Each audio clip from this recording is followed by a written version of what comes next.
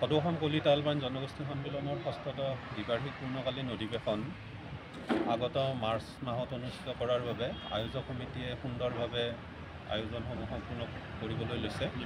ইতিমধ্যে প্ৰায়বিলাক উপসমিতিৰ গঠন সম্পূৰ্ণ হৈছে আৰু যিসমূহ কাম আগতীয়াকৈ কৰিব লাগে, যেনে আমাৰ স্ফূৰ্তিগ্ৰন্থ মুখপত্ৰখনৰ কাম কাজৰ ক্ষেত্ৰত যথেষ্ট অগ্ৰগতি লাভ কৰা বুলি আমি জানিবলৈ পাইছোঁ।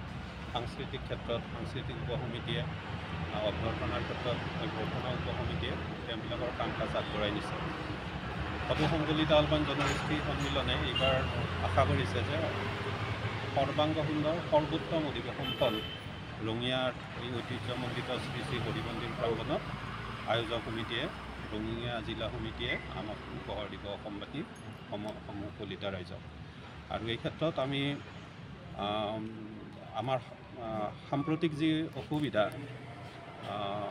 তাৰ ক্ষেত্ৰত অসমৰ মাননীয় মুখ্যমন্ত্ৰী মহোদয়ে পদক্ষেপ গ্ৰহণ কৰিব বুলি আমি আশা কৰিছোঁ। তেখেতে ইতিমধ্যে এটা ইতিবাচক মনৰ পৰিচয় দিয়া আমি কিছু আভাস পাইছোঁ। আমাৰ ৰজা, আমাৰ গৌৰৱ ৰজা কুমাৰ ভাস্কৰ বৰ্মাৰ নামেৰে উত্তৰ গুৱাহাটী সংযোগী যিখন সেতু দলং, তাৰ নামাকৰণ কৰিবলৈ লোৱাত আমি সুখ অনুভৱ কৰিছোঁ। কিন্তু তেখেতক আমি ইয়াৰ যোগেদি জনাব বিচাৰিছোঁ, এনেকুৱা স্বীকৃতিৰ জৰিয়তেই নহয়, ব্যৱহাৰিক যিখিনি অসুবিধা কলিতা জনগোষ্ঠীয়ে অনুভৱ কৰি আছে, এতিয়ালৈকে ভোগ কৰি আছে, সেইখিনি অসুবিধাও কাৰ্যকৰীভাৱে প্ৰতিহত কৰাৰ বাবে তেখেতে যাতে ব্যৱস্থা গ্ৰহণ কৰে। যিগৰাকী সম্ৰাটৰ নামেৰে উত্তৰ গুৱাহাটীৰ সেই সেতুখন তেখেতে নামাকৰণ কৰাৰ প্ৰস্তাৱ গ্ৰহণ কৰিছে, সেই জনগোষ্ঠীটোৰ উত্তৰ পুৰুষে কি কাৰণত 3টা প্ৰজন্মৰ নথি জমা দি এই অঞ্চলৰ খিলঞ্জীয়া বুলি প্ৰমাণ কৰিবলগীয়া হয়, এয়া আমাৰ এতিয়াও বোধগম্য হোৱা নাই। আশা কৰোঁ এনেকুৱা অপমানজনক নীতি নিয়মবিলাক তেখেতসকলে অচিৰে প্ৰত্যাহাৰ কৰিব। লগতে সদৌ অসম কলিতা আলবান জনগোষ্ঠীৰ যি মূল দাবী, কলিতা জনগোষ্ঠীক ভাৰতীয় সংবিধানৰ অধীনত অনুসূচিত জনজাতি ঘোষণা কৰি সংবিধানৰ 6ষ্ঠ অনুসূচীভুক্ত কৰাৰ আমাৰ যি মূল দাবী, সেই মূল দাবী কাৰ্যকৰী কৰাৰ ক্ষেত্ৰত ৰাজ্য চৰকাৰৰ যিখিনি কৰণীয় আছে, সেইখিনি তেখেতৰ কাৰ্যকালৰ ভিতৰতে নিশ্চয় সম্পূৰ্ণ কৰিব। জনগোষ্ঠী সন্মিলনত 6ষ্ঠ দ্বিবাৰ্ষিক অধিৱেশন ৰঙিয়া জিলাৰ আতিথ্যত আৰু উপত্যকাৰ আঞ্চলিকৰ সহযোগত ৰজা আৰিমত্ত ক্ষেত্ৰ তৰণীত অহা 21, 22 আৰু 23 মাৰ্চত অনুষ্ঠিত হ'ব।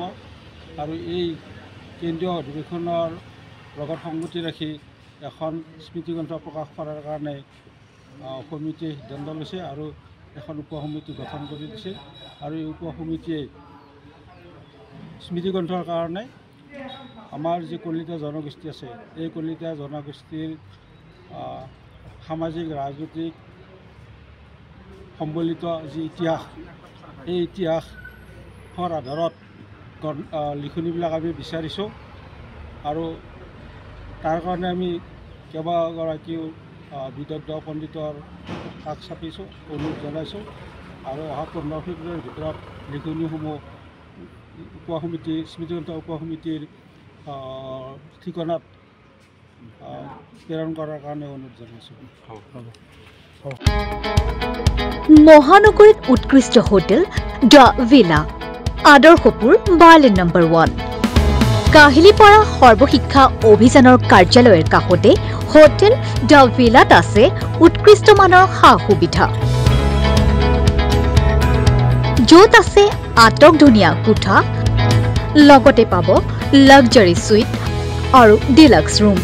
তদুপৰি ৰেষ্টুৰেণ্টত পাব আপোনাৰ মন পচন্দৰ সুস্বাদু খাদ্য আৰু পাব বাৰ আৰু ছুইমিং পুল। দ্য ভিলাত পাব আপুনি নৈসংগিক পৰিৱেশ আৰু সুস্বাদু খাদ্যৰ সম্ভাৰ।